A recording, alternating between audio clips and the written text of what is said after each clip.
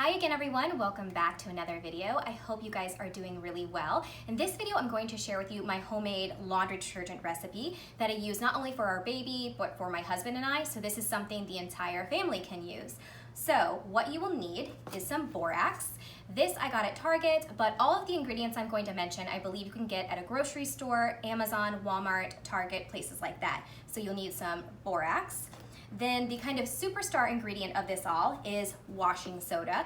This is actually sodium carbonate and water mixed together to make this powder. So if you're in another country or somewhere and you look for sodium carbonate, not sodium bicarbonate, that's baking soda, but this is sodium carbonate. So you need that. And then I mentioned baking soda just now, and if you want to add in a tablespoon or two of baking soda to this, if you have a lot of like athletic wear or you're really trying to neutralize odor, then you can do that. Then you'll also need some bar Castile soap that is unscented. I really love the Dr. Bronner's fragrance-free baby soap, but I also like this one. It is the Kirk's and it's a Castile soap in bar form, fragrance-free. This I got at Whole Foods, it was like $1 and change. So yeah, you need that bar soap. And what you're going to mix is a 1-to-1 ratio, except for the baking soda, that's optional. So you'll add in that 1 or 2 tablespoons at the end. So you'll add in 1 cup of the soap and then 1 cup of borax, 1 cup of the washing soda. Now, in order to add in the soap, you're going to need to grate it into a powder like this. And I use just our standard cheese grater we have at home. And I find that it works really well if you spray a little bit of cooking spray, coconut oil spray, I prefer. You spray that onto the serrated edge where you're going to be grating it, and it just helps it grate a lot easier. The Dr. Bronner soap is a bit softer, so if you have a Castile soap that is softer, whenever you grate it, it's gonna be larger pieces. It's really gonna look like grated mozzarella cheese. I find that it's best to put that in a plastic bag or a container and store it in the freezer until you're ready to put your mixture together. If not, it'll get kind of clumpy and yeah, it gets kind of going back into solid form. This other one, I find that it's staying really, really powdery for a while, so I didn't need to do that. But if you do put this in the freezer, make sure you label it, this is soap, not cheese, okay? I've been there. My husband was like, why is there grated mozzarella cheese in the freezer? I'm like, that's soap, don't eat it. The last optional ingredient is some fragrance by using essential oils. Now, a quick note is I know that essential oils are natural, but they are still a fragrance. So if you're sensitive to fragrance or someone that's going to be using this is sensitive to fragrance in general, I would leave this out and just leave it as is. Your clothes are gonna smell like nothing. They're just gonna smell clean. But if you want, you can add in some essential oils.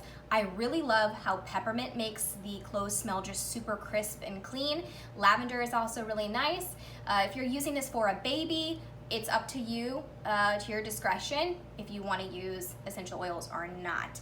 I would say for the 1-to-1 ratio, say you're making 1 cup of each ingredient, I would start with 10 drops of essential oil, mix it up, and then see how you feel. So as far as storing your mixture, there are 2 options. One is very pleasant to look at, and one is very practical. I have made a batch here in this beautiful glass jar that has a very nice lid, and this is a very beautiful option if you would like something more aesthetically pleasing. If you have a laundry room that has a shelf easily accessible, this is beautiful. But if you have, like me, a stacked washer and dryer, and for me, I'm reaching up and like on my tippy toes trying to get it, I do like this plastic container because it's lighter weight and it's easier to grab because it has this little indent right here. So it's up to you what you want to choose. I have some sample mixture made right here, as you can see. So I mixed all of the ingredients that I mentioned, and then I took this wooden spoon and I just mixed it up. Sometimes it can get a little clumpy, so just make sure you kind of chop up those clumps, mix it up. I mean, this whole process takes 30 seconds to a minute to do, really.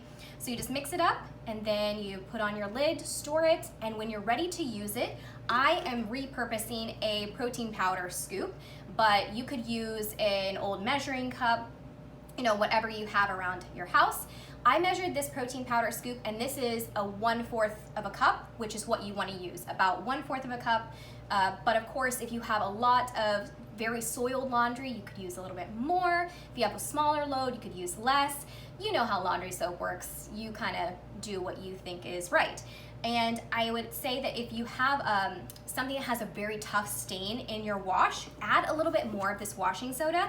It is so awesome. This has gotten out coffee stains, wine stains, you know, blueberry, because we're feeding solids now, you know, formula stains. If you're feeding formula, this gets it out really well. So I just find that this laundry detergent works better than anything I have used, and it's way more cost effective.